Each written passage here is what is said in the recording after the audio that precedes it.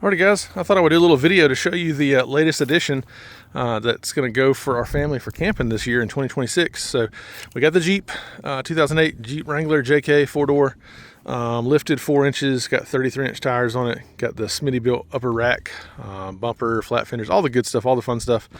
But we just picked up this little mini teardrop camper trailer. Homebrew, guy built it himself, so it looks like, you know, he was using a utility trailer frame.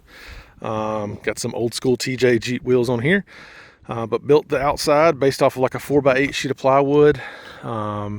Has spray and foam insulation in the walls, and then he covered the walls with wood paneling, and then did the outside, did like the poor man's fiberglass with the canvas sheeting with the material, and then covered it in like almost like a aluminum or a metal sheeting, and screwed everything together, put channel pieces on all the corners. So is it perfect? No, but will it allow us to get out and camp some more? I think yes.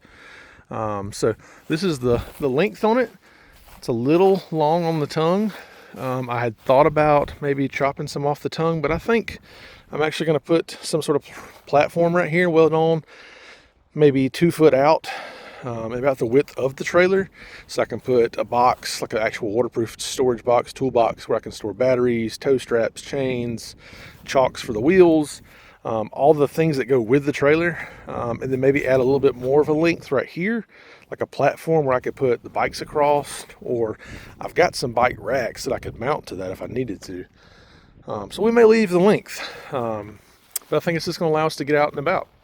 There's a roof basket on the top that I had on my Jeep that I put up there. And then also my little homemade water tank is up here as well. I had made that 3 summers ago for my previous Jeep and used it on 1 or 2 trips. Had it mounted on top of the Jeep, and now I've put it over here. There was some unistrut built into the top of the trailer that it's allowed me to mount a few things to. I've got some extra space back here in the back that I could actually mount some more if I wanted to.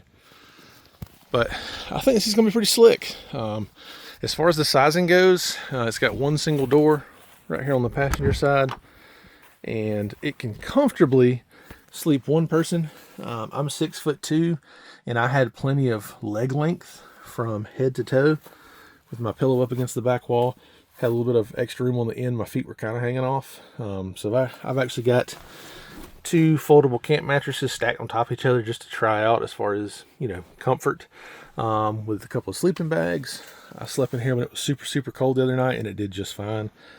If anything, I got kind of warm because I was running my little Blue Eddy AC50B and had an electric blanket plugged in. Had that underneath me, laid on top with my sleeping bag and an extra blanket, and I was really quite warm. Definitely got to add some ventilation in here, whether it's a fan or a rooftop fan or something.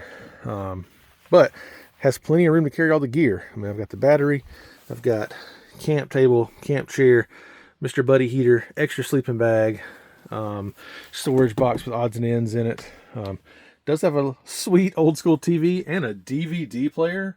For all of you that have no clue what a DVD player is, this is what my childhood consisted of. So really it started at VHS, then DVD. But all that's built in. I just plug it into the battery bank and just run it off of that. I've got some little battery powered LEDs that are magnetic with some little stick-on magnets, different spots inside the camper. That'll tide me over until I get a battery set up that I can actually run power for everything off of. So I think it's a pretty sweet little setup. It's gonna be fun. The family's not keen about the winter camping right now. Me and some buddies like to go camping when it's colder like this, but the family would much rather go in the springtime, and I totally get that. In early summer when it's not super hot. That'll be a whole nother setup once we get to the summertime and figuring out how to cool the inside in here. So I mean, I could always go super redneck and put a little mini split in here when we're camping where there's shore power. But obviously when I don't have shore power, how do you power something that big of a draw? So but yeah, this is it. This is gonna be the camping setup for 2026. Hoping to do a couple more trips, go test it out. We're supposed to go to the Save Expo at the end of February, 1st of March down in Florida, Florida. So we'll test this out. We'll take it and see how it does. Hopefully I can convince one of the kiddos to go with me so it's not just me. But we'll take the bikes. Hopefully I'll have a rack of some sort here for storage by that time. Maybe mix some stuff up on the Jeep as well. But all right, here's the setup for 2026, guys. Peace.